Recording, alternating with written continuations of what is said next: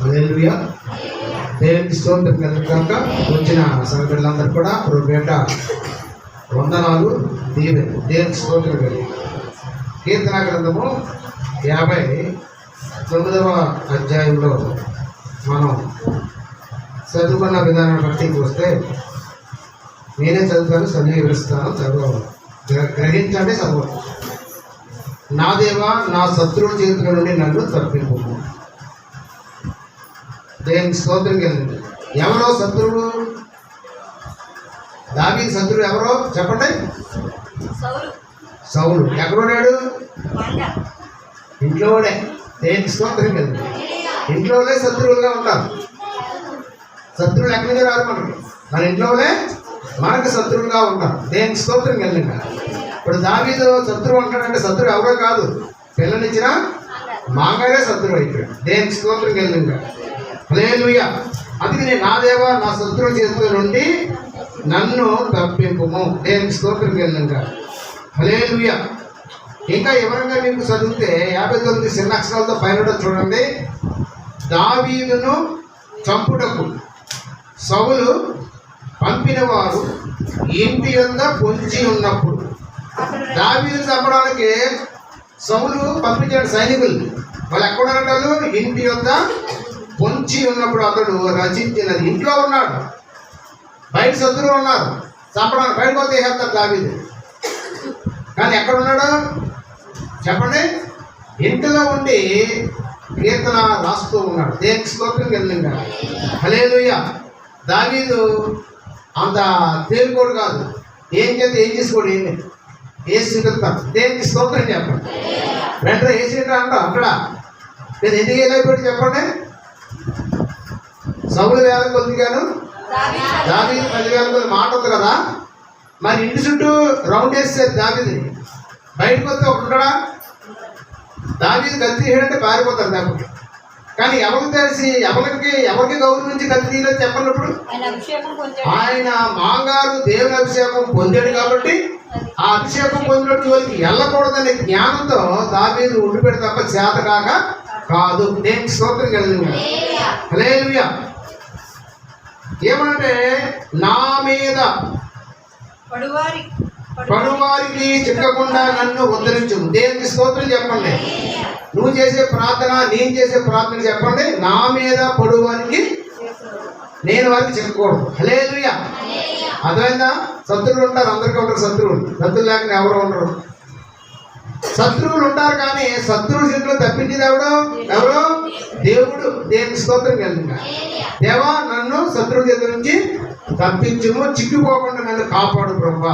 దేవునికి స్తోత్రం కలిగింది. చేతులు నన్ను తప్పింపుము, రక్త అపరాధుల చేతులు నన్ను రక్షింపుము. నా ప్రాణము తీయవలని వారు పొంచి ఉన్నారు. యెహోవా, నా దోషములు బట్టి కాదు, నా పాపం బట్టి కాదు, ఊరకయే బలవంతులు నాపైనే పోగుబడి ఉన్నారు. దావీదు కంటే బలవంతులు ఎవరు ఉన్నారండి? దావీదు బలవంతులు అంటాడు, కానీ దావీదు కంటే అది బలవంతులేమి కాదనమాట. దేవునికి స్తోత్రం కలిగింది. హల్లెలూయా. ఒకప్పుడు నీకున్న టాలెంట్ ముందు అవతల పెద్ద టాలెంట్ పర్సన్ ఏం కాదు.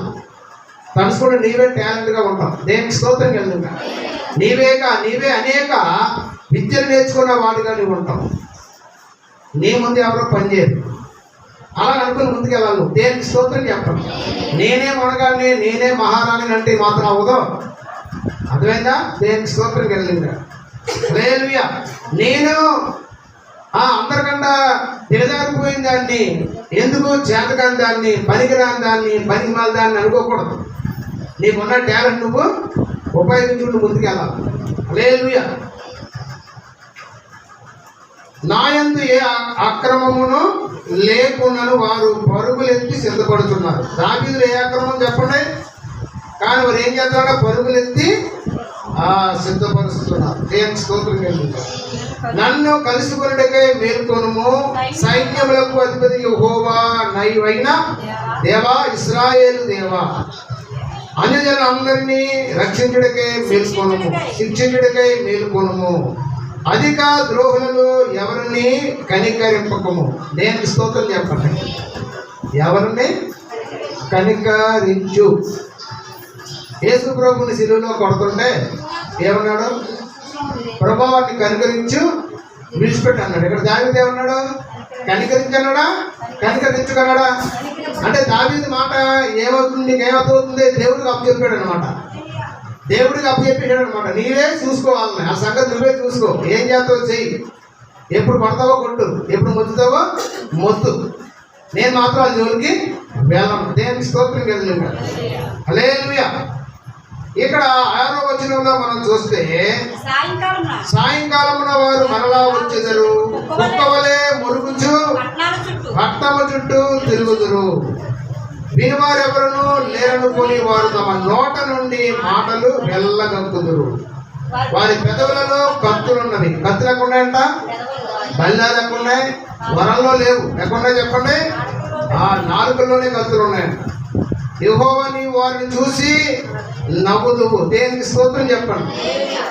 పెదవుల్లో కత్తిరెట్టుకున్న వాళ్ళు చూసి దేవుడు నవ్వుతాడంట. దేవునికి స్తోత్రం కలిగింది.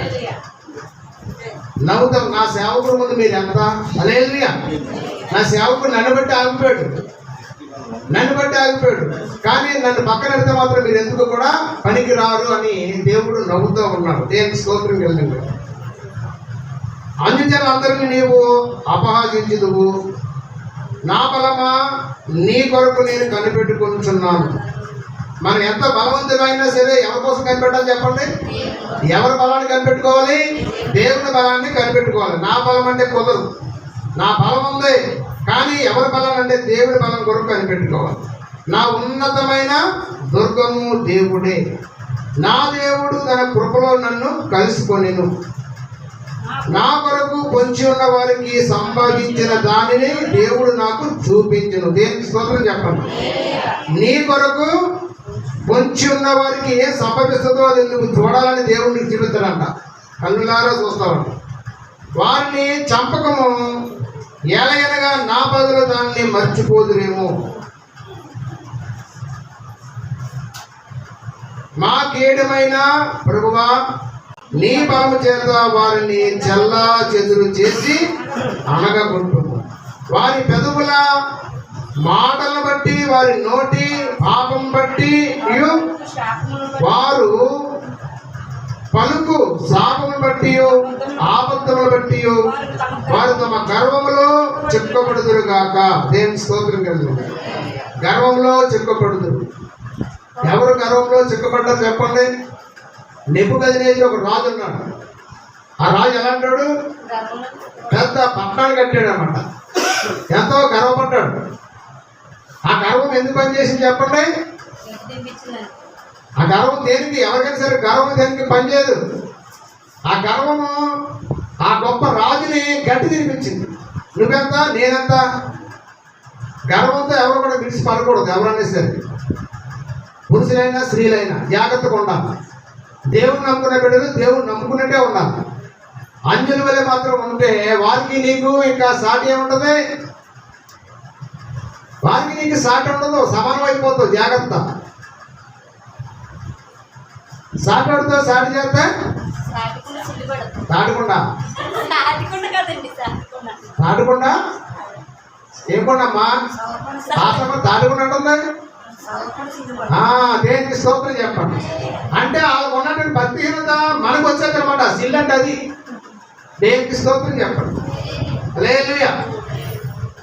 ఇక్కడ మనం చూస్తూ ఉన్నాం. ఏమనంటారు చెప్పండి? గర్వము. హల్లెలూయా. గర్వంలో చిక్కబడును పుడుదురు గాక. రాజు భోగాలు అనుకునే రాజు అడవిలో గడ్డి వేసాడండి. సుఖభోగ్యాలు అనుభవించినాడు పశువులతో ఉన్నాడండి.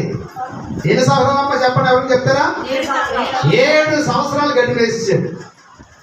తనలో గర్వం అనుకుని ఈ విశాఖపట్నం నాదే, దీన్ని నేనే కట్టేను అనుకున్నాడు. అంతే, ఒక దెబ్బలు అయిపోయాడు. దేవునికి స్తోత్రం వెళ్తున్నాడు. హల్లెలూయా. నువ్వేం కట్టినా ఏం చేసినా దేవుడు కట్టించడం తప్ప నేను కట్టించాను, నేను కట్టాను, ఇది నా రాజ్యము, ఇది నా కోట, నా కొండ, నా దుర్గం అనుకోకూడదు. కొండ కోట దుర్గం ఎవరో? దేవుడే. ఆయనకి అప్పు చెప్పాలి. దేనికి స్తోత్రం కలిగింది. ఎంత గొప్ప చదివించాను, ఇది నా టాలెంట్ అనుకుంటావా? చెప్పండి, ఏమవుతుంది? అది గర్వం ఉంది. అది ఇంత చదువు చదివింది ఈ టాలెంట్ నాది కాదు, ఆ దేవుడు దాన్ని దేవుడు కనపరచు. ఇంకా నేను ఉన్నతమైన శిఖరాల్లో నిలబడతాను. నమ్మితే తప్పలు కొట్టాను. దేనికి స్తోత్రం. ఇంకా అత్యాధికమైన శిఖరాల్లో ఉంచేస్తాను నేను. హల్లెలూయా. అంతేగాని ఈ చదువు నాది, ఉద్యోగం నాది, ఏమన్నా అనుకున్నావా? ఈ పదవి, ఈరోజు ఈ పదవి ఇచ్చాడు దేవుడు నాకంటే, దేవుడు నాకు ఇచ్చాడు తప్ప ఈ పదవి నాదే అంటే ఏమవుతుంది? కుర్చీలో చేత లాగేస్తాడే. దేనికి స్తోత్రం చెప్పండి. ఇంకా ఈ పదవి ఉన్నాదంటే ఈ కుర్చీలో కూకున్నాడంటే దేవుడు ఇచ్చిందంటే ఇంకా పెద్ద కుర్చీలో కూర్చోబెడతాం. దేనికి స్తోత్రం చెప్పండి. హల్లెలూయా. ఇక్కడ మనం చూస్తా ఉన్నాం. దేనికి స్తోత్రం కింద 13వ చూడండి. కోపము చేత వారిని నిర్మూలం చేయము, వారు లేకపోయినట్లు వారిని నిర్మూలం చేయము. దేవుడు యాకోబు వంశంలో ఏలుచున్నాడని భూదిగంతముల వరకు మనసును ఎరుగున్నట్లు చేయము. సాయంకాలంలో వారు మరలా వచ్చెదరు, కుక్కవలే మురుగుచు పట్టణం చుట్టూ తిరుగుదురు. తిండి కొరకు వారు అటు ఇటు తిరుగులాడేదారు. ఏమవుతుంది? ఆఖరికి తిండి లేక తిండి కోసం అటు ఇటు తిరుగుతారంట, కానీ తిండి దొరకదు. తృప్తి కలుగునే ఎడల రాత్రి అంతయు ఆగుదురు. నీవు నాకు ఎత్తైన కోటగా ఉన్నావు. ఇదనమాట. నేనే ఎత్తైన కోట అనకూడదు.